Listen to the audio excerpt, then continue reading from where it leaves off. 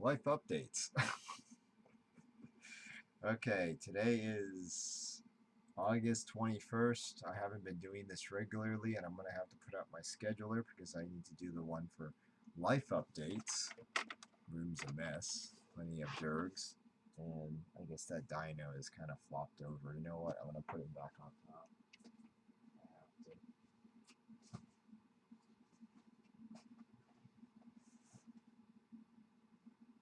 It's been Okay, it's been a few days. It's been hot. It's been crazy. I'm working on a few props just for myself. I'm trying to figure out what I need to get it done. There's many things you can do. My 3D printer needs a lot of tuning. I got it up and running. I re-leveled the bed. I might try to re-level it again. I don't think it got unleveled. The clips on it and the holder's pretty rock solid. Remember, I had it travel all the way up to FC twice and it's printing in the room. So no doubt I have a pretty good background in it, but that thing was built circa 2015, so 16 and 17 puts it in 2 years. 19, I kind of blew through it. Wish I didn't lose my tail in 2018, otherwise I'd been more kind of happy to jump around. That was the most portable design I ever did. I need to do that again because everything else requires way too much preparation or modification. My new tail works great with off-the-shelf electronics, but I miss having a battery pack that lasted like 2 days straight. So whether it's power efficiency, even though it only had 3 or 4 different modes, Beat Sync came in 2 years later, but it was still a pretty impressive design. I have the firmware and everything. I uploaded to a new harness. Maker didn't come through the second time around, and I gave him almost 4 years of leeway, and I also found another maker that kind of just held me for 7 years. So that's not good. I mean, I can understand 4 years, I can understand 5 years to the lockdown, but that's about it. I literally lost 5 years of my life not going around and just not doing anything. Good news is I cleaned up the room and I sold a lot of stuff, none of the dragon stuff, even though my family wants me to get rid of that stuff. I might have to start deeping into it. If someone's willing to pay 500 plus for something, then sure, I might as well just get rid of it and sell some of that. Because why? $500 is a lot of money in this date and time. Actually, it's not for some people, but it at least gets me a weekend away from home. But see, that used to be a $300 weekend. And there's a few times during Florida trips and FurCons, I blew nearly a couple $1,000s. And because I did a lot of side jobs, I made a lot of that back actually. And there was some great times hanging and visiting places like, what's that one place we visited? Tiger King, whatever it was. Florida has a lot of interesting attractions worth visiting. The question is, number one, do I want to spend money? Number two, do I just want to visit there for the experience? I mean, when I had my tail, I was so glad to get out to a dinosaur themed park and check the exhibits out. And even though I kind of been more of a show off, I may have actually turned a few heads in the kitty market. So tails are kind of a thing. You can buy the cheap little ones in the catalogs now for parties and stuff, which is kind of cute. So, but this glow in the dark slash light up slash whatever that I'm having so much trouble with makers to mold. I'm going to be talking to vendors. That's one of my goals this fall is to mass produce them and whether make the LED modules myself or build them and then sell them out at a fair price, $100 or so, which ain't terribly bad in today's time for something unique. But that's my goal is to move away, and I still want to modify the plushes to have EMF detectors. I don't know when I'm going to get those or find some cheap EMF I can tear apart and put the LED drivers on them or whatever. I need to really get back into making stuff. It's just my brain isn't thinking in 3D. It's been about 6 months since I caught some sort of weird virus that knocked out my scent and everything. So when I go on this trip, I literally brought myself, and I'm probably got to go and make sure they're washed, is face masks and stuff like that. Well, the more decorative ones that have the cute dragon on it or Drake on it or what. Actually, I don't know if I ever made a Drake one. I don't think I ever did make a Drake one, believe it or not. Should have. It'd go really nice with my hoodie that's back there. But regardless of the issue, I've got a few days to pack, and I'm trying to finish up this project real fast. And if I get anything shipped over, Friday's the last day. I'll dump it out Friday morning, get it out to FedEx, whatever, and ship it out. I'm getting some stuff ready for my Florida trip for work, so I may have to change my flights around, whatever the case is, get a credit on it.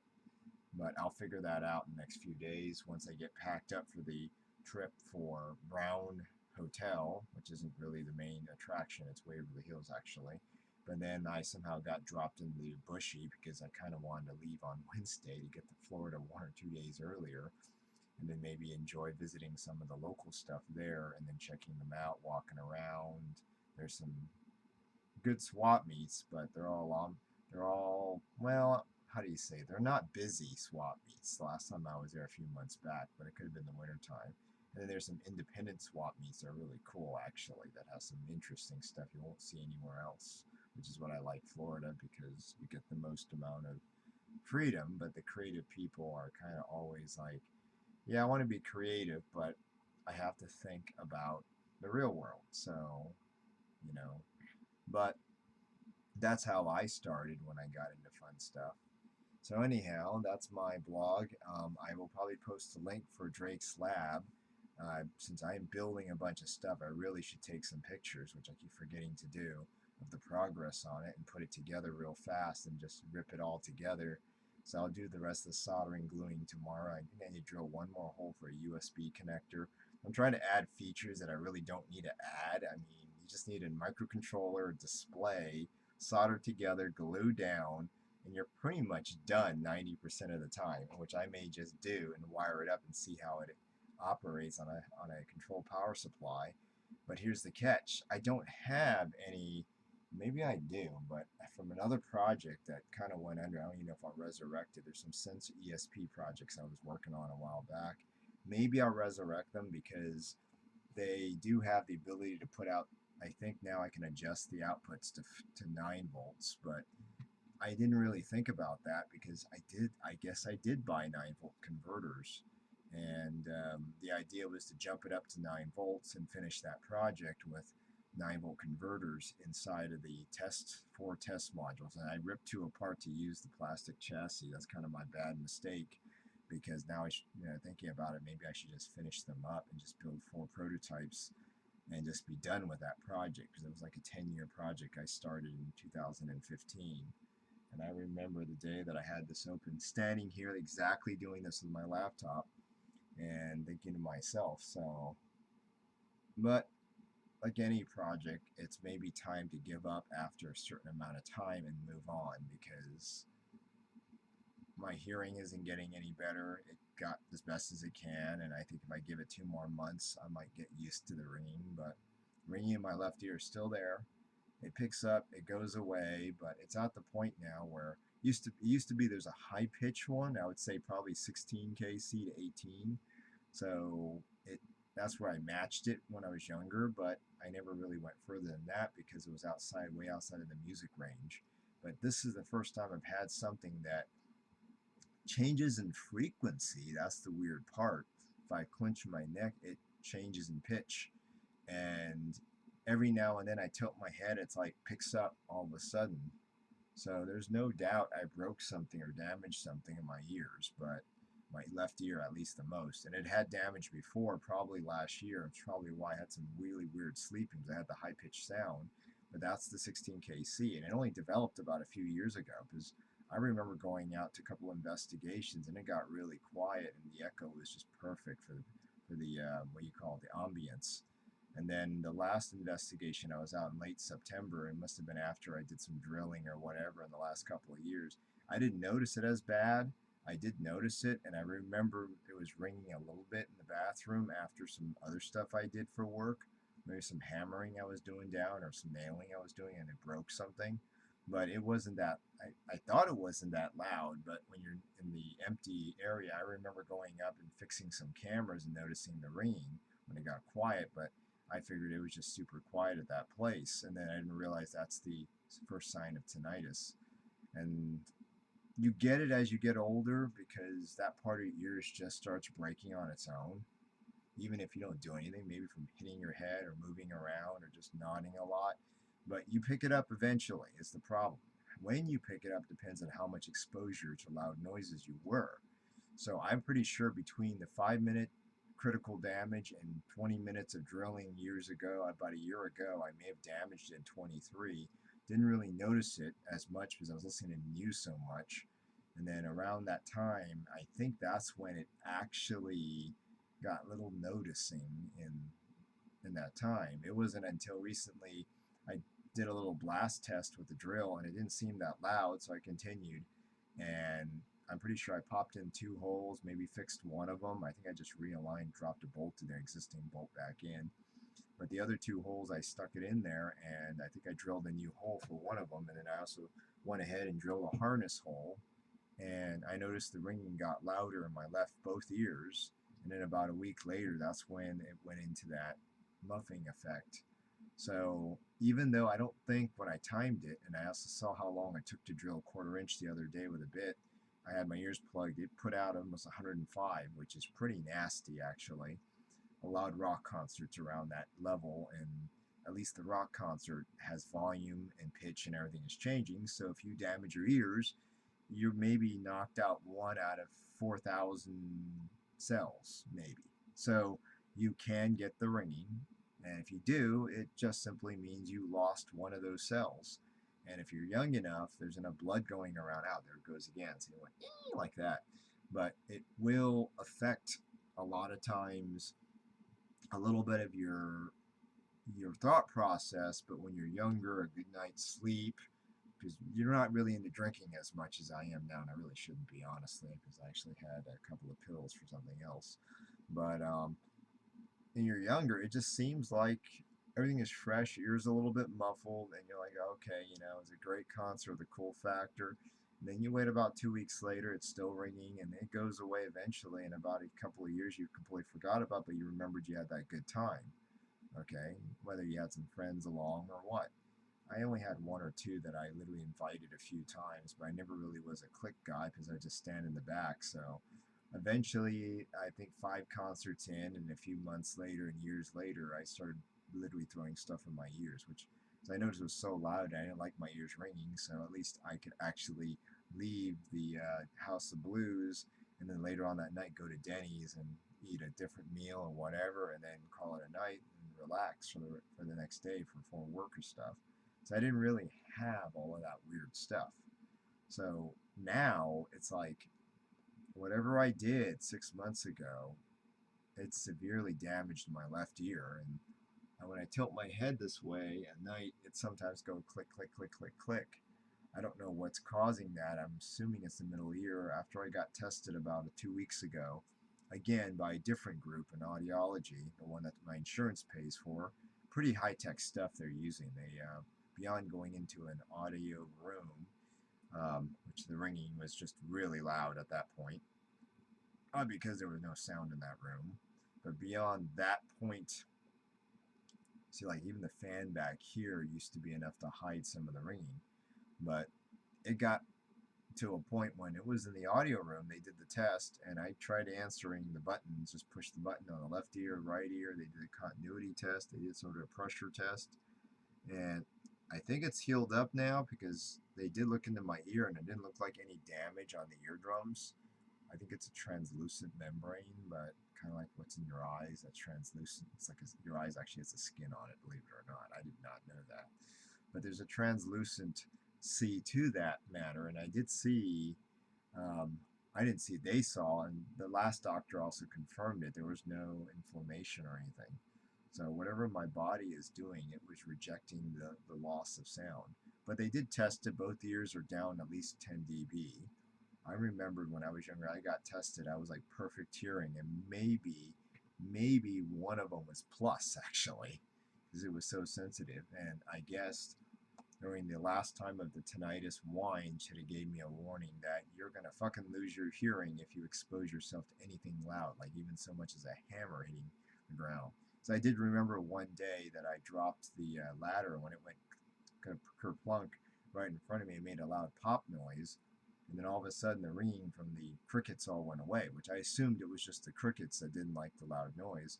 But that was an indication that you ain't getting any hearing back. Yeah. So when I got the test, I wasn't too surprised. But what I was gonna hope somewhere around 10 dB lost on average, but my left ear was definitely down at 20 and possibly more if they tested to a higher frequency. They only test to 8 kilohertz.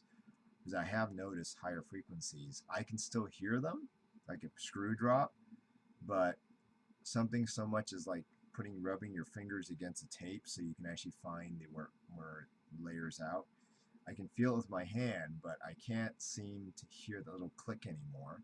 And I have noticed that even though I can still hear a lot of clicking sounds, a lot of old people that are older than me can't even hear the clicking sounds, but at least they can still hear the 60 hertz hum in the transformer, which I can't even hear. I can feel it, but I can't hear it. So I'm definitely that whatever damaged it, it literally knocked out like everything down in the spectrum. So that's probably why I tilt my head sometimes and I hear a high pitched whine. And the weird part is, from what I talk to people, do you ever get it changing in frequency? I mean, for some of the rockers I talk to, they do get the tinnitus. It comes and goes. It's pretty much a thing that they're just used to it now because they've been to a couple hundred concerts. Speakers come on really loud and ears aren't ready for it. Like, see the pop incident. But your ears just can't take it anymore. And I've noticed these are older people starting as younger, a little bit younger than me, between 36 to people who are in their 60s. But the people who haven't lost their hearing and said they fired guns and all sorts of stuff, firecrackers, I said, yeah, that's loud, but it's a split second. When I was hammering that last time for less than 15 minutes, and I swore it was probably only 15 minutes. It really put a hold down, laid a hold down real fast. And I don't remember my ears ringing that night. I was ready to go home and get that job done, move on to the next task. And that's when it hit me. Well, and then some people told me, no, the 15-minute warning that you get, and OSHA says if you expose more than 15 minutes of 105 dB, you can have permanent damage as little as 15 minutes. That doesn't mean 15 minutes today. That means 15 minutes for the lifetime that you've had it. Now, that may not be like when I was younger. Like I said, I was exposed to a lot of music, and I kind of toned it down after 5 or 6 times of doing it by putting something in your ears or whatever the case is. So I knew how to handle it. So that way I can get back to work the next day and still continue doing my other fun stuff. This is the first time that I didn't think it was that loud, and turned out that even though it was not that loud, 105, they see this is not terribly loud. 135 will definitely kill your hearing. That's like a jet engine, or sometimes a balloon popping, oddly enough. But the gunshots, the popping, and all that stuff, remember, they're a brief second. Hammering with a hammer drill was about 5 minutes.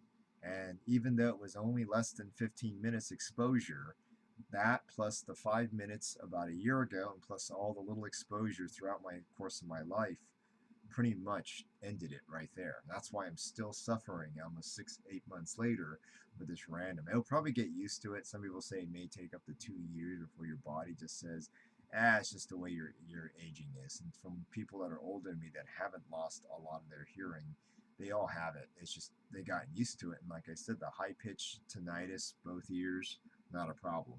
Mine is this year only, and it's really strange because it picks up sometimes and sometimes it doesn't. So in the past, I could just be talking like this, and then I would just be nodding, or I wouldn't even be moving my head. I'd just be talking and try to stay steady, which is probably why I never triggered the background tinnitus as much. But as I'm doing more stuff today, it does seem to take a toll on my thought process, because as soon as I'm wanting to go do something in the other room, whether it's gluing some electronics down and soldering some jumper wires, if that ringing picks up, I'm done. I can't concentrate anymore. I lost the train of thought. So it's one of those things where, I hate to say it, kids, those of you who are hyper intelligent, once you get tinnitus, you're not hyper intelligent anymore. You're multitasking. So, heck, even listening to music sucks. Actually, the music here sounds a little different because the tuning is a little off on the speaker. I used to not care. Because I was hearing so loud, even the lowest volume was pretty loud. I just turn it on and then just to be doing my thing. And then if I get tired, I said I'd kick it early, and I'll continue early in the morning and rip right through it and be finished with it. But this crap is really throwing my mind off and doing fun stuff. I mean, I'll do stuff for money. If someone wants me to solder stuff together, troubleshoot, yes. But at this point in time, the fun has been taken out of fun. So, but good night, y'all. Nice enjoying a little Drake rant. And I will see if I can try to get videos, if I can figure out how to make it interesting on showing my lab. Maybe I'll give a tour of the lab and maybe I'll do an intro in there tomorrow in a day or so. I'm going to be going on a trip in a week out, but it gives me an opportunity to think about how I want to do video. I've decided to get a gimbal again. They're not cheap, but, well, actually I should say they are cheap because when I had a $50 budget, I got a decent gimbal last time and I sold it because it wouldn't fit my phone, or gave it away if you want to call it that way, fit the smaller phones. So I got a DJI version. It has a nice app, but you can use it without the app if you manually push. I don't think it'll trigger the. I have to find out if it does trigger that in Bluetooth. I'm hoping it does. It would be great if you can operate in some sort of remote camera function mode. It'll trigger the record remotely. But their DJI software, you can really do all the controls on the gimbal side, which is pretty nice for something that's only like $70 now. So yeah, but yeah, I'm going to be trying that out. I might try some Vblog, so catch me on the Paranormal Adventures channel because I'm going to start that next week. I will be linking a bunch of other channels in the bottom of this. Right, bye.